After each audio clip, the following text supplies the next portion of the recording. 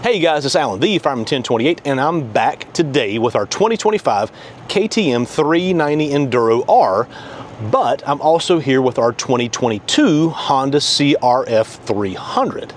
Now, to bring you up to speed, the reason we bought this bike right here was to be a competitor for this bike right here. And you're saying, Alan, wait, that bike's got 28 horsepower, that bike's got 44 horsepower. Who cares?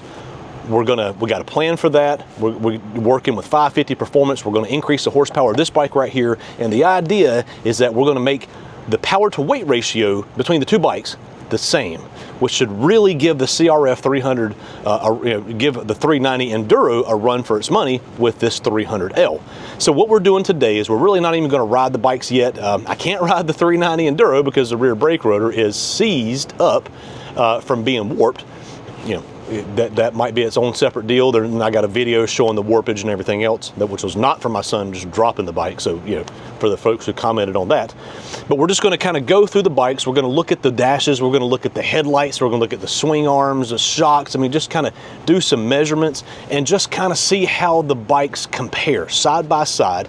And if the weather will cooperate, tomorrow morning, this is a late Saturday, late in September of 2025. I'm taking this, the 300 down to Ennery on the same trails that we've had this 390, and we're really going to put it through its paces with its Race Tech suspension and the stock tires, and just kind of see how it compares to give it a baseline before we start adding power or tires to it. So if you see anything that you like, comment, and subscribe to the video. Subscriptions are the ultimate compliment to me. We're hitting some really cool milestones with our subscriptions, and sharing the video really helps the algorithm, as does liking and commenting and all that good stuff. So without further ado, let's get started. All right, guys, so we're going to start off with our KTM 390 Enduro R. Let's measure the seat height from a standing position, then we're going to hop on the bike and kind of see how we fit on the bike. Now, you can tell just from the physical looking at the bikes that the 300L sits higher than the 390, but there might be a couple things that surprise you. So let's keep going. So we're going to stand it straight upright, put a tape measure on it. Boom. Seat height, we're going to say, is right at 36 inches for the seat height for the 390 Enduro R.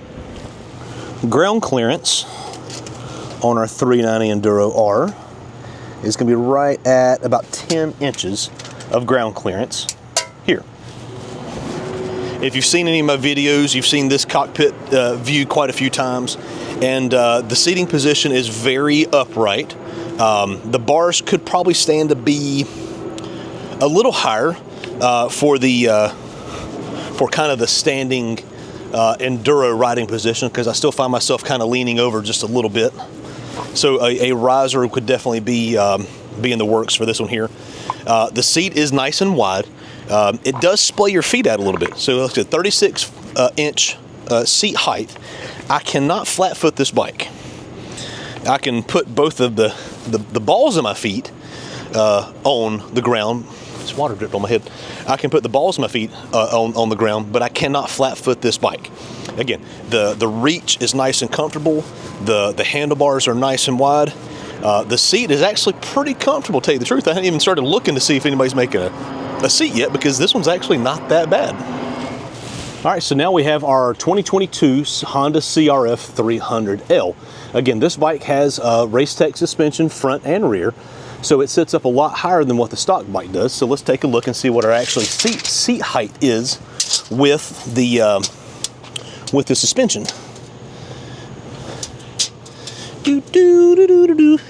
Just under 36 inches. So the seat is actually, it sits a little bit lower, which is surprising, because when you put the handlebars side by side, the 300L actually sits up probably a good inch higher, inch and a half higher than what the 390 does, but the 390 actually has a higher seat height than the 300L, which is surprising, but also something else that kind of makes sense.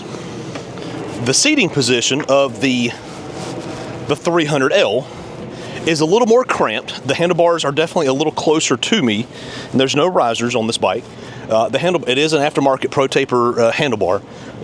It definitely has a lot more pullback to it, so my arms are not nearly as far out in front of me as they are on the 390. I cannot flat foot this bike either. Actually, probably just maybe it's just a tad more.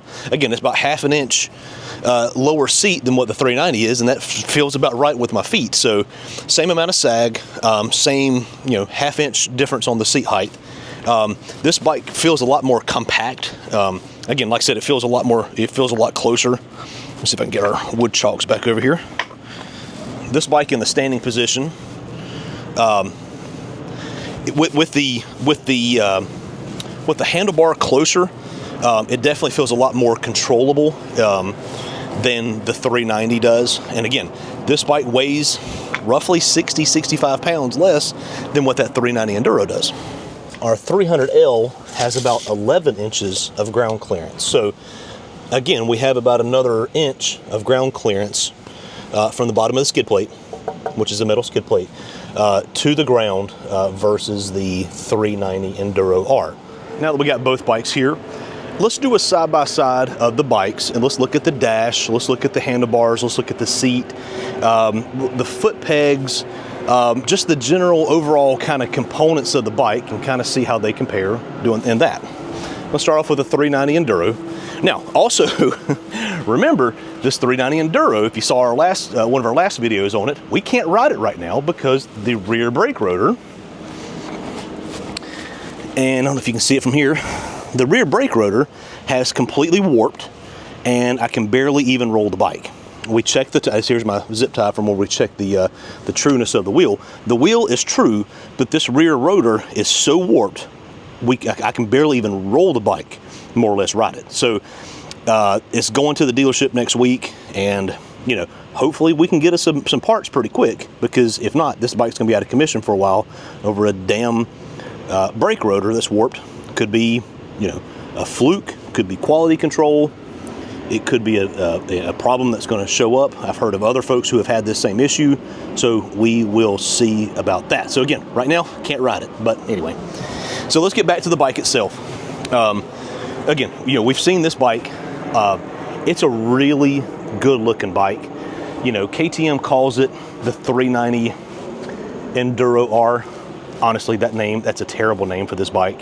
This is not an Enduro bike. This is a dual sport bike.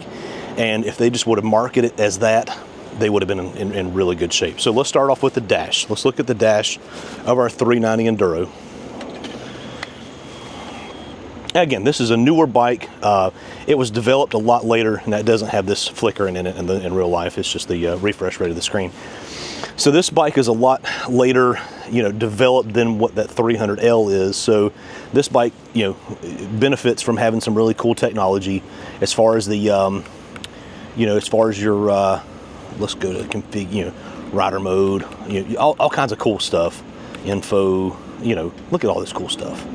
I mean, some really cool information in this little TFT screen here versus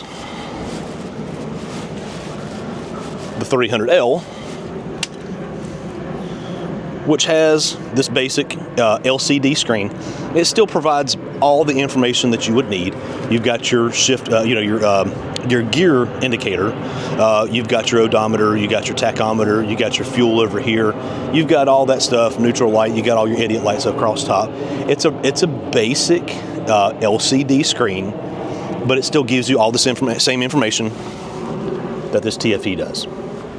Let's look at the seats on these bikes next. Honda is known for giving pretty crappy stock seats with their bikes, and this one is no exception. When you sit on this one, honestly, it feels like you're sitting right on the frame of that seat.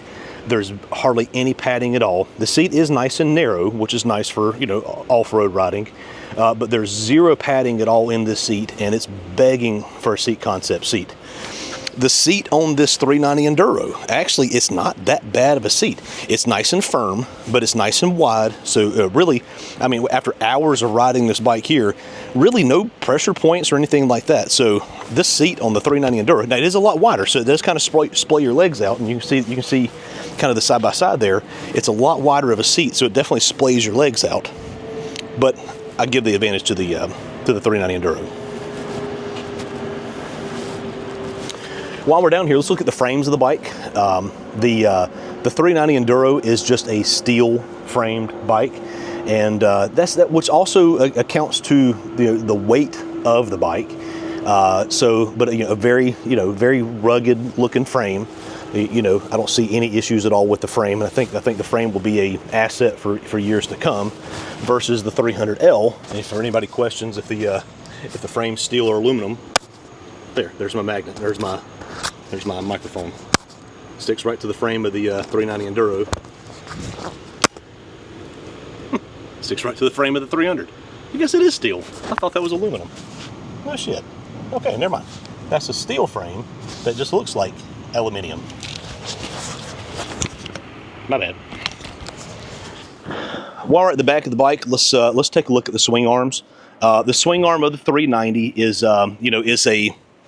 it's a pretty beefy looking swing arm versus the kind of the skeletal swing arm that they used to have on the 390 models, as well as like the the 790s, 890s, everything else. This is just more of a standard swing arm. Now, not saying that it's any better. It actually kind of might be worse, and that probably was more of a cost cutting than the and I'll put a picture up here of like what a 390 Adventure swing arm looks like.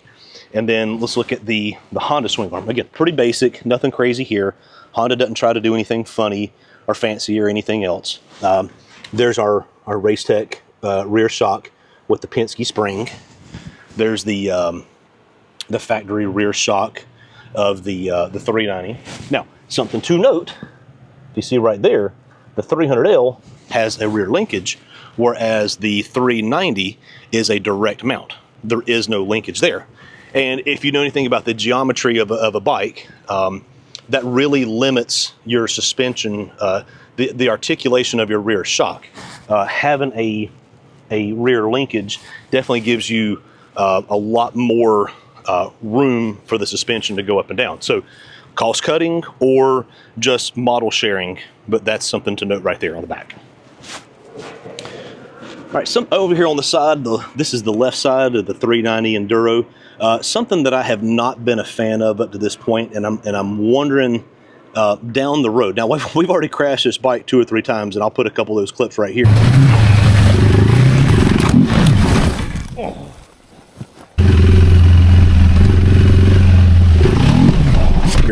And you'll see we've already put this bike through its paces, but I don't like this design of this whole assembly right here. Your shifter, your kickstand, your passenger pegs, this whole assembly is one big assembly, and it's being held on by 2 bolts, here and here. Let me stand the bike up. Now let me put the kickstand up and just watch how this whole assembly moves. See that? That whole assembly, let's put that back down. This whole assembly, look at that. See the flex in that? 2 bolts right here. And both of these bolts have already kind of lost all their luster and everything else. But that whole assembly is being held on by these 2 bolts right here. Now, I saw on the Facebook page that one of the guys with the 390, I don't know if it was the Enduro or the Adventure R, these bolts fell out. One of the bolts fell out, and it left him stranded on the side of the road. It was completely gone, and it was just literally one side swung down, and this whole assembly was just kind of dangling. But it's all this, and this is not even a thick piece of metal right here. I mean, this is kind of hollow back behind here, if you can see that. But all this is being held on by these 2 pieces of metal there. Whereas on the Honda, as you can see, everything's actually attached to the frame. These are all frame-mounted points here.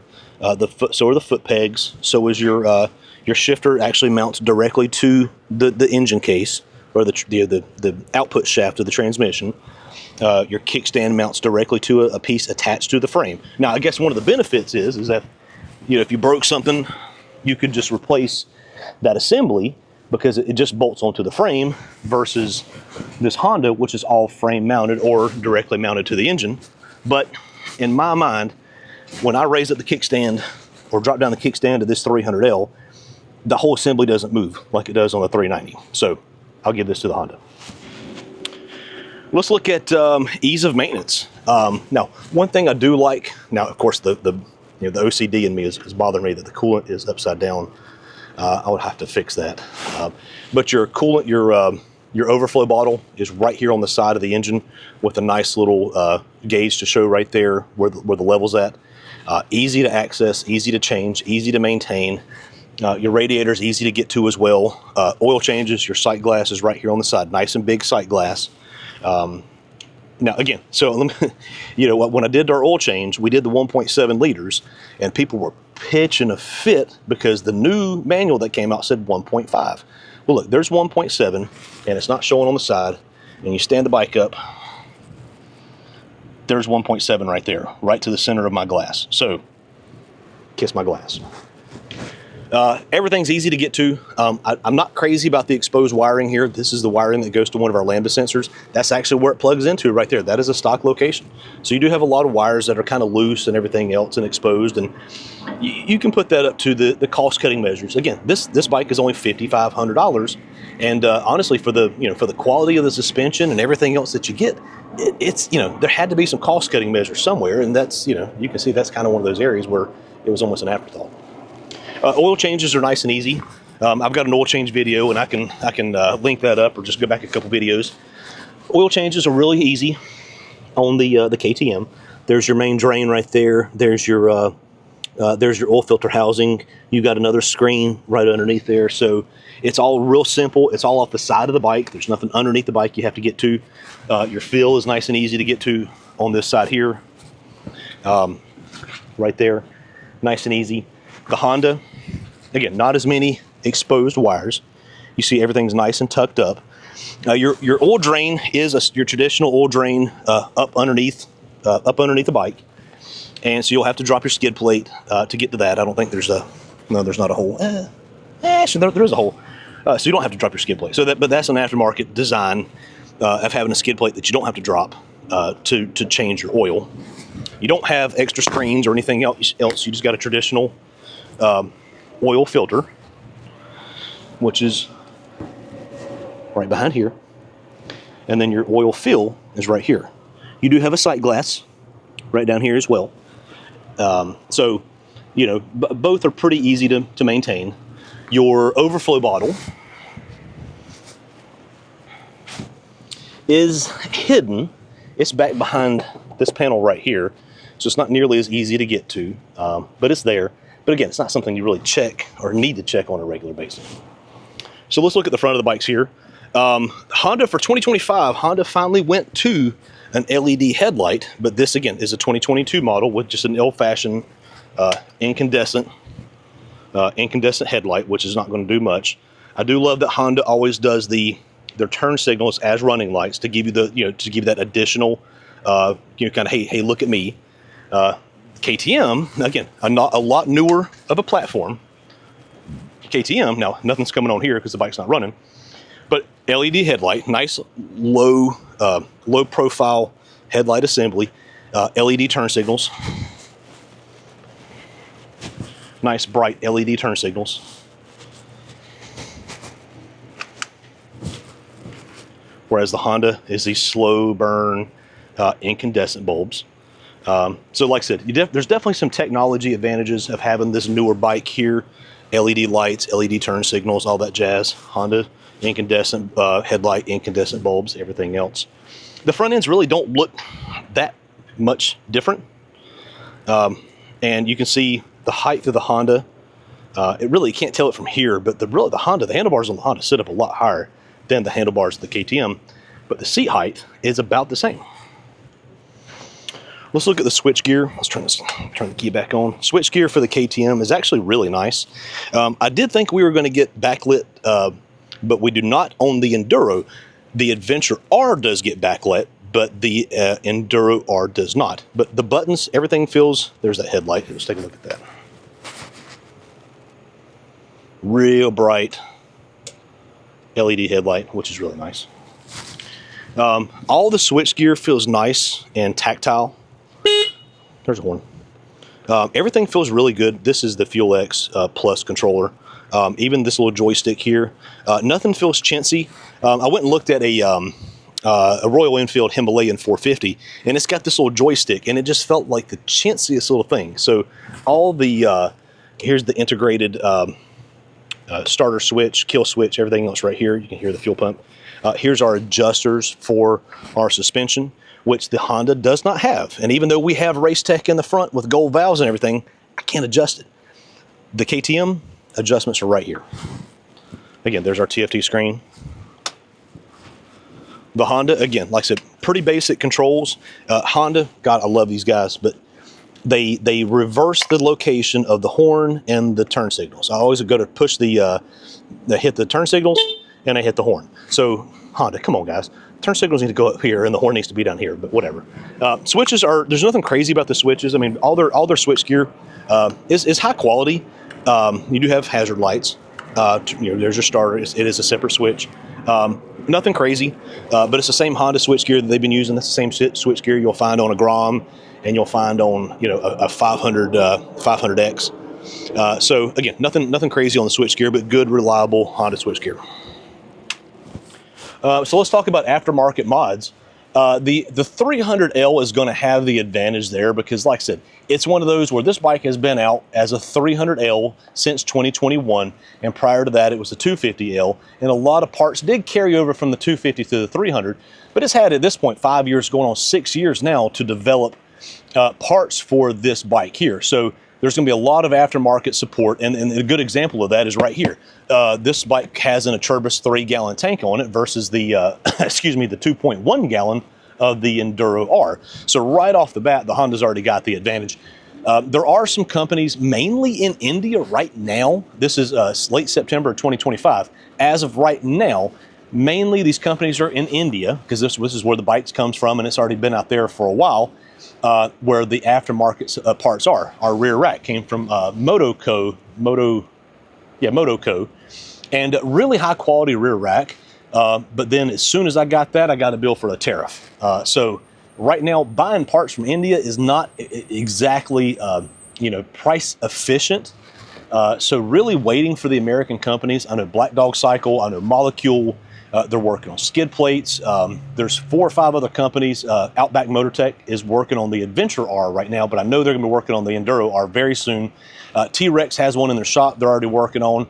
Again, I have a discount code, and I'll talk to those guys. The Fireman 1028 is a discount code for any of your purchases, not just on these bikes. And so there's companies that are working on it, but as of right now, the 300L, as of late September 2025, the 300L has the advantage in the aftermarket. All right, guys, so that's going to wrap up this video here. Like I said, I had a chance. I had both bikes side by side. I'm actually, if the rain will hold off, tomorrow morning I'm taking the 300L down to Enery to go take it on the same trails that we've taken the 390 Enduro on, and really kind of give it its first kind of off-road test. I've had 2 on-road videos, and you can just go back a couple videos and find those. I've got a really good video on the Blue Ridge Parkway that'll be out by the time that this video comes out, of the 300L with the Supermoto setup. So, the on-road has kind of been established at this point. Now it's time to see how it does off-road. So, again, these bikes they're not apples to apples. They're not, let's say, it's a Macintosh apple versus a Granny Smith. They're both apples, but they're just slightly different apples, okay? So what we're trying to do with this one, again, is we're going to take this 300L and we're going to try to make it match the power to weight ratio of the 390 Enduro R. We're not going to get 44 horsepower. There's just no way, and that's at the crank. At the wheels, that bike's producing 38 horsepower. The most I've seen anybody make out of a 300L is about 34, but that's with a big bore kit and all kinds of other stuff there. So we are eventually going to end up with a big bore kit, but we're going to start off low on the budget with 550 performance, and we're going to work our way up. So again, like I said, this is going to be a really fun comparison between these two bikes. Once I get the the rear rotor fixed, squared away, warranty issue squared away on the 390 Enduro R, we can actually get both bikes out together on the road, on the trails, and really kind of put them through their paces together at the same time. So again, if you've seen anything that you like, please like, comment, subscribe to the channel. Subscriptions are the ultimate compliment. I mean, we're hitting some really cool milestones that I'd never thought that we would hit with our subscriptions, and share the videos. If you're into the 390 Enduro, if you're into the 300L, if you got buddies that are, share the videos. That really helps with the algorithms. So thank you guys for watching. God bless, roll tide, and remember, tomorrow needs you. Thanks, guys.